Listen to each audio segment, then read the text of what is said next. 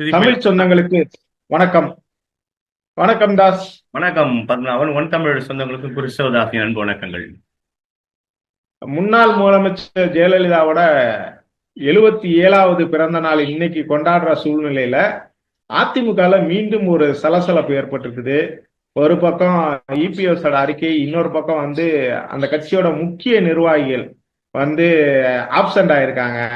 இத பத்தி இன்னைக்கு கலந்துரையாடலாம் அப்படின்னு இருக்கிறேன்.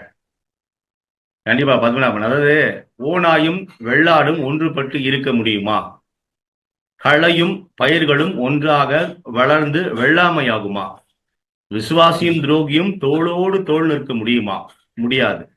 முடியாது என்று நீங்கள் முழங்குவது கேட்கிறது அப்படின்ற அடிப்படையில் அதிமுகவின் பொதுச் செயலாளர், அதிமுகவின் எடப்பாடி பழனிசாமி ஒரு அறிக்கை விட்டிருக்காரு. இன்னைக்கு அதிமுகவின் முன்னாள் பொதுச் செயலாளர், முன்னாள் முதலமைச்சர் அவங்க செல்வி ஜெயலலிதா அவர்களின் பிறந்த நாளை முன்னிட்டு தொண்டர்களுக்கு ஒரு கடிதம் எழுதியிருக்கார். அதுலதான் இவ்வாறான கருத்துக்களை பதிவு செய்திருக்கிறார் பத்மநாபன். இதற்கு முன்னதாக அதிமுக ஒன்றுபட்ட அதிமுக வேண்டும், அதாவது அதிமுகவிலிருந்து பிரிந்து சென்ற ஓபிஎஸ், டிடிவி தினகரன், சசிகலா உள்ளிட்டவர்களை இணைத்து ஒன்றுபட்ட அதிமுகவாக நாம் மாற வேண்டும். அப்படி மாறினால்தான் வரக்கூடிய 2026 சட்டமன்ற தேர்தலில் உறுதியாக நாம் வெற்றி பெற முடியும் அப்படின்னு கடந்த சட்டமன்ற தேர்தலில் பாஜகவுடன் கூட்டணியில் இருந்த, கடந்த நாடாளுமன்ற தேர்தலில் பாஜகவுடன் கூட்டணியை கடற்றி கொண்ட அதிமுக எடப்பாடி பழனிசாமியை நோக்கி இவ்வாறான கருத்துக்கள் தொடர்ந்து வந்ததை நம்ம பார்த்தோம் பத்மநாபன்.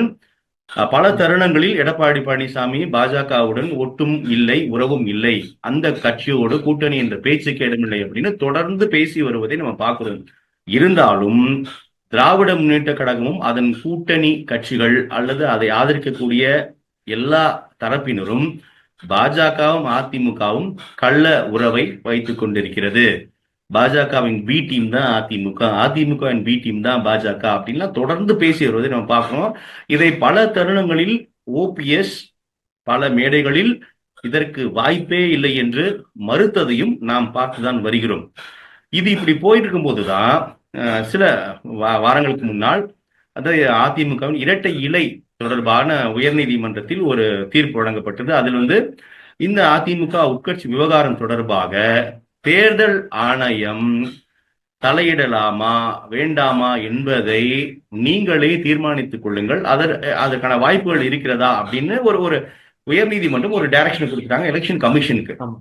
அப்போ அந்த தேர்தல் ஆணையத்தோட அதாவது தேர்தல் ஆணையம் அதிமுகவின் உட்கட்சி விவகாரத்தில் தலையிட போகிறது, அதிமுகவை மத்திய அரசு தன் கைக்குள் வைக்க போகிறது, அதனால உறுதியா இபிஎஸ் இந்த ஒன்றுபட்ட அதிமுகவிற்கு அல்லது பிளவுபட்டவர்களை சேர்க்கும் இந்த விஷயத்திற்கு பச்சை கொடி காட்டி விடுவார் அப்படின்னு பரவலா பேசிட்டு வந்த நிலையில்னா மீண்டும் வாய்ப்பே இல்லை. அதற்கு முன்னதாக அந்த நீதிமன்றத்தின் தீர்ப்புக்கு பிறகு கூட ஓபிஎஸ், அதிமுக முன்னாள் ஒருங்கிணைப்பாளர் திரு ஓபிஎஸ் செய்தியாளர் சந்திப்புல கூட இதற்கெல்லாம் காரணம் எடப்பாடி பழனிசாமி தான், நான் அமித்ஷாவிடமே அவரை உட்கார வைத்தேன், அமித்ஷா பல தருணங்களில் அவரை வலியுறுத்திய போது கூட எடப்பாடி பழனிசாமி ஒத்துக்கல, ஒரு கட்டத்தில் அவரே எழுந்து நீங்க பார்த்துக் கொள்ளுங்கள் என்று சென்று விட்டதா அப்படின்ற தகவல்களாம் கூட செய்தியாளர் சந்திப்பில் ஓபிஎஸ் பகிர்ந்து கொண்டதை நம்ம பார்த்தோம் கடந்த வாரம் கூட.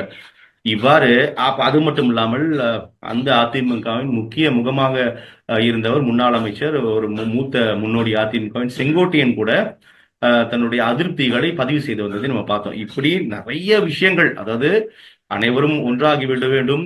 நல்லா ஒண்ணு புரிஞ்சுக்குங்க, செங்கோட்டையன் சொன்னதற்கும் ஓபிஎஸ் சொன்னதற்கும் நிறைய வேறுபாடு இருக்கு. செங்கோட்டையன் சொல்வது இந்த பிளவுபட்ட அதிமுகவால் திமுக பலனடைய போகிறது, அதனால் நாம் வெற்றி பெறுவதற்கு பிரிந்து சென்றவர்களை நாம் இணைத்துக் கொள்ள வேண்டும் என்று செங்கோட்டையன் சொன்னதற்கும் ஓ பன்னீர்செல்வம் சொன்னதற்கும் நிறைய வேறுபாடு இருக்கு. ஆனா ஏன் அப்படின்னா, ஓ பன்னீர்செல்வம் பாஜகவுடன் நம்ம கூட்டணி வைக்காததுனால்தான், பாஜகவுடன் நாம் அனுசரணையாக போகாததுனால்தான் நம்ம தோல்வியை தழுவடிதாயிடுச்சு நாடாளுமன்ற தேர்தலில் கூட. அப்போ உறுதியா நம்ம பாஜக நிலைப்பாட்டை எடுக்க வேண்டும் என்பதில் ஓபிஎஸ் குறியாக இருக்கிறார், உறுதியாக இருக்கிறார். ஆனா எடப்பாடி பழனிசாமி பாஜகவோடு ஒட்டுமில்லை, உறவுமில்லை என்பதில் உறுதியாக இருக்கிறார். ஏன்னா தமிழ்நாட்டுல பாஜகவுக்கு தொடர்ந்து எதிராக இருக்கக்கூடிய ஒரு மனநிலை. பாஜக கூட்டணியில் அதிமுக இருந்ததால் தான் கடந்த முறை தோற்றது. ஒருவேளை கடந்த சட்டமன்ற தேர்தலின் போதே பாஜகவை விட்டு அதிமுக வந்து இருக்குமேயானால் உறுதியாக அதிமுக தான் வெற்றி பெற்று இருக்கும் அப்படின்னு கூட நிறைய விமர்சகர்கள் சொல்றாங்க. இப்படியான ஒரு சூழலில் தான் மீண்டும் எடப்பாடி பழனிசாமி உறுதிப்படுத்தியிருக்கிறார். வாய்ப்பே இல்லை என்பதை விட ஓனாயும் வெள்ளாடும் ஒன்றுபட்டு இருக்க முடியுமா அப்படின்னு ஒரு ரொம்ப காட்டமான கருத்துக்களை உறுதியாக பதிவு செய்திருக்கிறார் பத்மநாபன். உண்மைதான். இன்னொரு பக்கம் பாத்தீங்கன்னா, இன்னைக்கு சென்னையில நடந்த அதிமுக சார்பில் நடந்த நிகழ்ச்சிக்கு செங்கோட்டையன் வரல, இன்னொரு ஒரு இபிஎஸ்க்கு வலதுகரமாக திகழக்கூடிய தங்கமணியும் வரல. அப்படி ரெண்டு பேருமே ஈரோட்ல நடந்த ஒரு நிகழ்ச்சியில பங்கேற்றாங்க அப்படிங்கிற ஒரு இது இருக்குது. இன்னொரு பக்கம் இந்த ஈரோட்ல நடந்த நிகழ்ச்சியில செய்தியாளர்கள் வந்து செங்கோட்டையனிடம் கேள்வி கேட்க விளக்கம் கேட்க மைக்கை நீட்டி போது கூட அவர் முகலாம் மாறி இருந்ததை நம்ம பார்த்தோம்.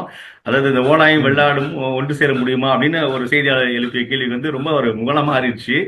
மாறினதுக்கு அப்புறம் என்ன சொன்னார்னா, அவரோட பதில் கூட நம்ம சரியா விளங்கல. அதாவது அதை கடந்து போக பார்க்கிறார், கடந்து போக பார்க்கிறார். ஆனா உண்மை நிலவரம் என்பது தொடர்ச்சியா நிறைய நிகழ்ச்சிகள் இருந்தனால என்னால பங்கேற்க முடியல அப்படின்றத அவரோட தரப்பு விளக்கம் பத்மநாபன். இல்ல, அவரு வந்து நம்ம கேள்விப்பட்ட வரைக்கும் வந்து தொடர்ச்சியா அவருக்கும் இபிஎஸ்க்கும் இடையிலான அந்த முரண் வந்து அதிகரிச்சுக்கிட்டே போகுது. அதனால வந்து வேற எங்கேயும் கட்சி வந்து ஒண்ணு பாஜகவுக்கு போறதுக்கோ இல்ல வந்து தாவேகாவுக்கு போறதுக்கோ வாய்ப்பு இருக்குங்கிற மாதிரி ஒரு தகவல் உள்ளாகுது இல்லையா? நாம் அறிந்தவரை செங்கோட்டையன் அதிமுகவை பேரன்பு கொண்டு நேசிக்கூடிய ஒரு நபர், மூத்த முன்னோடி, எம்ஜிஆர் காலத்து அதிமுக வாசி. அதனால அவர் வந்து நான் அதை முன்னுமே குறிப்பிட்டேன். ஓபிஎஸ் அதிமுக வந்து அதாவது ஒன்றுபடட்டும், ஒன்றுபட்ட அதிமுக என்ற முழக்கத்தை பன்னீர்செல்வம் முன்வைப்பதற்கும் செங்கோட்டையன் தயவு கூர்ந்து பிரிந்து சென்றவர்களை இணைத்துக் கொள்ளுங்கள் என்ற கோரிக்கைக்கும் நிறைய வித்தியாசம் இருக்குது என்பதை நான் பதிவு செய்தேன். ஓபிஎஸ்ற்கு பாஜகவுடன் கூட்டு செல்வது உள்நோக்கம் இருக்கிறது. ஆனால் செங்கோட்டையனுக்கு வந்து அப்படி இல்லை. இந்த அதிமுக பலவீனப்பட்டு விடக் கூடாது, நம்ம இதன் மூலமாக திமுக மீண்டும் மீண்டும் அறுவடை செய்கிறது, ஆட்சி கட்டிலில் அமர்வதற்கான ஒரு ஆரோக்கியமான சூழலை நோக்கி அந்த கட்சி நகர்ந்து கொண்டு இருக்கிறது, அதை நம்ம அனுமதிக்க கூடாது, அதனால நம்ம வந்து இணைஞ்சு செயல்படணுன்றது செங்கோட்டையனோட கோரிக்கையா தான் பத்மநாபன் நான் பாக்குறேன். சரி, அப்ப தங்கமணி ஒரு பக்கம் பாத்தீங்கன்னா அவரும் இன்னைக்கு முக்கியமான நிகழ்ச்சி இல்லையா, ஜெயலலிதாவோட பிறந்த நாள் விழா, அவர் இபிஎஸ் தலைமையில சென்னையில நடக்குது. செங்கோட்டையன் ஒரு பக்கம் அவருக்கும் இடையில ஒரு சின்ன சிக்கல் இருக்குது, அதனால செங்கோட்டையன் வரல அப்படிங்கிற மாதிரி நம்ம புரிஞ்சுக்கலாம். தங்கமணி வந்து இபிஎஸோட அதாவது மேற்கு மண்டலத்துல வந்து ரொம்ப முக்கியமான நபர் அப்படின்னா செங்கோட்டையன் மாதிரி தங்கமணியும் இபிஎஸ் நம்பக்கூடிய ஒரு நபரு. அவரும் இன்னைக்கு நிகழ்ச்சியில பங்கேற்கல, அவருக்கும் இடையில ஒரு சிக்கல் இருக்குது, உருவாயிருக்கு அப்படிங்கிற மாதிரி ஒரு தகவல் வருது இல்லையா?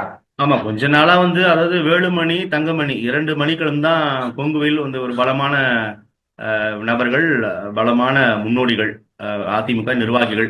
அதில் சமீப காலங்கள் பார்க்கும் பொழுது வேலுமணி கூட பரவலாக தொடர்ந்து பங்கேற்று வருவதை நாம் பார்க்கும். ஆனால் தங்கமணி வந்து கொஞ்சம் அவருடைய பிரசன்ஸ் என்பது தொடர்ச்சியா மிஸ் ஆகி கொண்டிருப்பதை நம்ம பார்க்கிறோம். அதோட நீட்சியாக தான் தற்போதும் வரவில்லை. ஆனால் அவர் தொடர்பாக பார்க்கும் பொழுது இபிஎஸ் உடனான எந்த அதிருப்தியும் அப்படியான விஷயங்கள் எல்லாமே எதுவும் பெரிய தகவல்கள்லாம் இல்லை பத்மநாபன். அது அவர் சார்ந்த பிரச்சனையா அல்லது அவருடைய உடல் ஆரோக்கியம் சார்ந்த பிரச்சனையாக இருக்கக்கூடும் ஒருவேளை. சரி, இல்ல நாம ஒரு கேள்விப்பட்ட வரைக்கும் ஈரோடு கிழக்கு தேர்தல்ல வந்து புறக்கணிச்சுட்டாங்க ஒண்ணு. அதுக்கு முன்னாடி நாடாளுமன்ற தேர்தல்ல இவர் பாத்தீங்கன்னா செந்தில் பாலாஜி சிறைக்குள்ள இருந்தே வந்து வேட்பாளர்களை தேர்வு செய்யறது, அது வெற்றிக்கான திட்டமிடுறது எல்லாத்தையுமே சிறைக்குள்ள இருந்தே பண்ணாரு.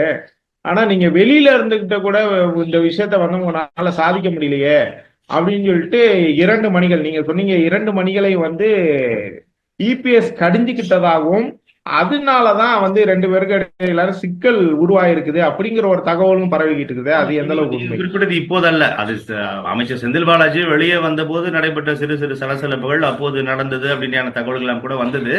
ஆனா நீங்க குறிப்பிட்ட சம்பவம் வந்து தற்போதல்ல, அது நடந்த ஆண்டுகள் கடந்து விட்டது. அதனால அது இப்போது வெளிப்படுமா என்பது தெரியல. இப்ப நம்ம விஷயத்துக்கு வந்து நம்ம பேசும்போது பத்மநாபன், இந்த அதிமுகவில் எடப்பாடி பழனிசாமி மீண்டும் உறுதியாக இருக்கிறார்.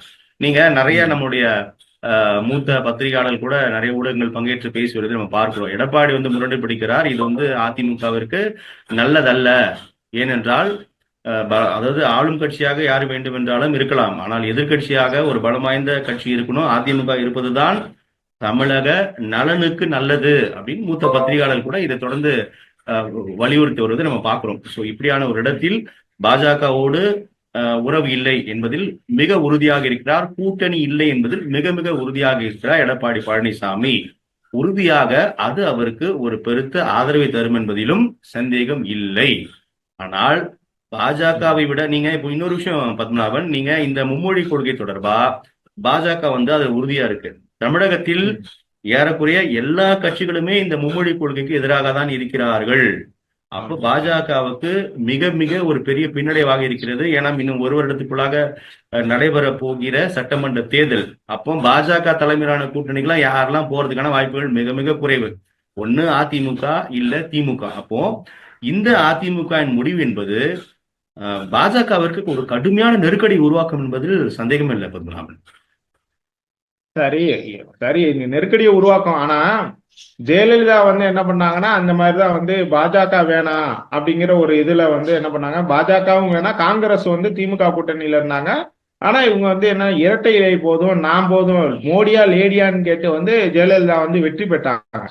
ஆனா அந்த அளவுக்கு சக்தி வாய்ந்த தலைவரா இபிஎஸ் உருவாகிறதுக்கு வாய்ப்பு இருக்குதா? அவர் வந்து இந்த மாதிரி பாஜகவை வந்து லெப்ட் ஹேண்ட்ல டீல் பண்றதுங்கிறது அந்த அதிமுக வெற்றிக்கான இலக்கை அடைகிறதுக்கு வாய்ப்பு இருக்குமா? இல்ல, நீங்க கூட்டணி கணக்குகள் தான் பத்மநாபன். கடந்த சட்டமன்ற தேர்தலில் கூட திமுக அதிமுக வெற்றி சதவீதம் என்பது 2% வாக்குகள் வித்தியாசம்தான். அதற்கு கடந்த சட்டமன்ற தேர்தலில் அதிமுக 70க்கும் மேற்பட்ட இடங்களில் அதிமுக வெற்றி பெற்றது. பிரதான எதிர்க்கட்சியாக சட்டசபையில் அமர்ந்திருக்கிறது. அது இபிஎஸ் தலைமையிலான அதிமுக தான். அது வந்து மறுப்பதற்கில்லை. அப்போ நீங்க வந்து ஒரு ஒரு தலைமை, கலைஞரை போல அவர் வருவாரா, ஜெயலலிதாவை போல இவர் வருவாரா என்பதை விட ஏறக்குறைய 2016க்கு அப்புறமா ஜெயலலிதா மறைவு 2016 ஜெயலலிதா மறைவுக்கு பிறகு அதிமுக வழிநடத்தி கொண்டிருப்பவர் எடப்பாடி பழனிசாமி தானே. அதிமுக என்பது அவரிடம் தானே இருக்கிறது. அப்ப பிரிந்து சென்றவர்கள் ஒன்றுபட வேண்டும். திமுகவிற்கு ஒரு ஒரு ஒரு வலுவான எதிர்க்கட்சியாக செயல்பட வேண்டும் என்ற நோக்கம் புரிகிறது. ஆனால் அதற்குள்ளாக பாஜகவிற்கு ஓபிஎஸ், அது ஓபிஎஸ்ஐ உள்ள சேர்த்தா பாஜகவிற்கு இவர் அதிமுக அடகு வைத்து விடுவார் அப்படின்ற ஒரு ஒரு குற்றச்சாட்டை பகிரங்கமா வைக்கிறார் எடப்பாடி பழனிசாமி.